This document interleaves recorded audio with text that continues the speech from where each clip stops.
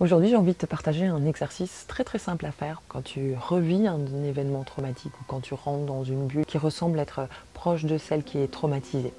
Donc par exemple, je vais prendre un exemple assez fréquent, les femmes et les hommes victimes de violences sexuelles, quand ils vont faire l'amour, même si c'est avec la personne de leur vie, la personne qu'ils aiment, avec une personne avec qui ils ou elles se sentent en sécurité, ils peuvent rentrer dans leur trauma.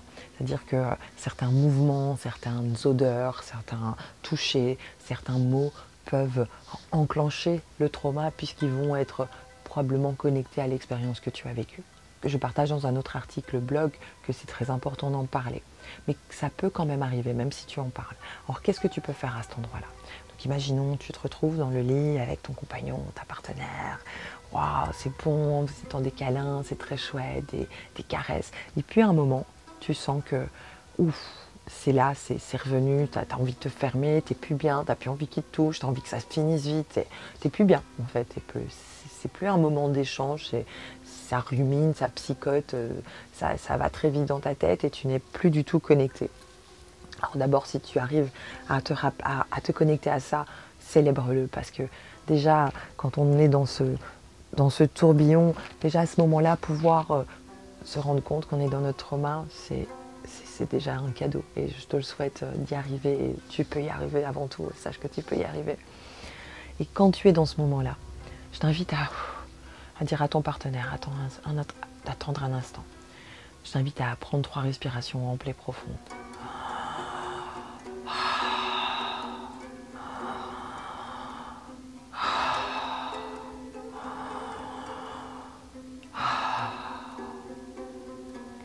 Puis, d'observer tout autour de toi, tout autour.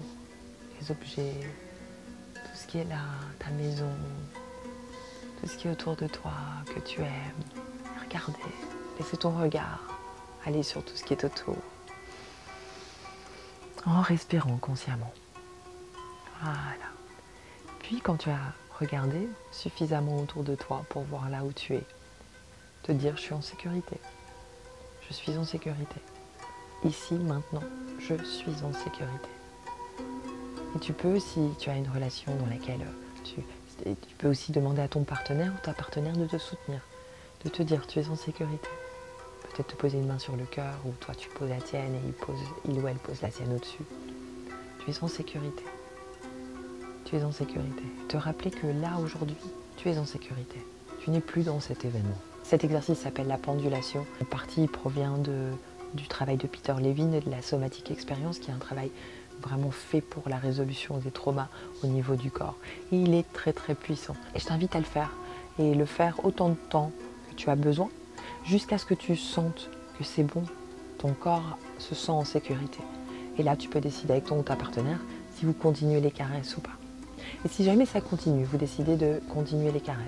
Une chose que tu pourrais faire, peut-être à ce moment-là ou plus tard, c'est savoir qu'est-ce qui a enclenché le trauma. Est-ce que ça a été un toucher? Est-ce que ça a été une zone spécifique du corps, un mot, quelque chose? Qu'est-ce qui a fait que tu rentres dans ton trauma?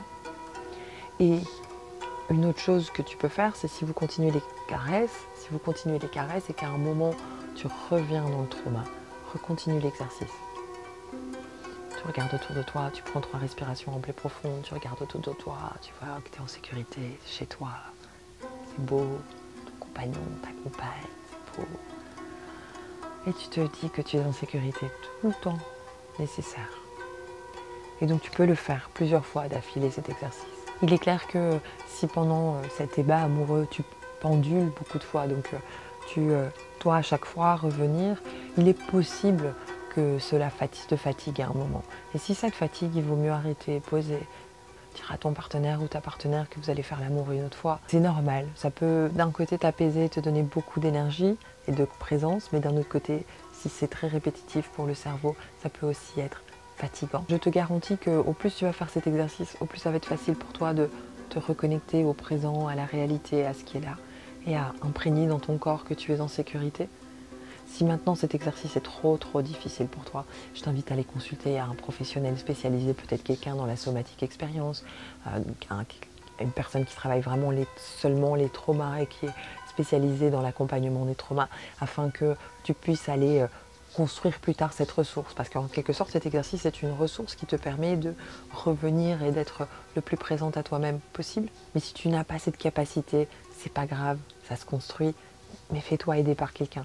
Ça ira beaucoup plus vite et beaucoup plus en douceur. Tu te feras beaucoup moins mal. J'espère que cet article t'a apporté quelque chose. Fais-le moi savoir en commentaire. Je t'embrasse.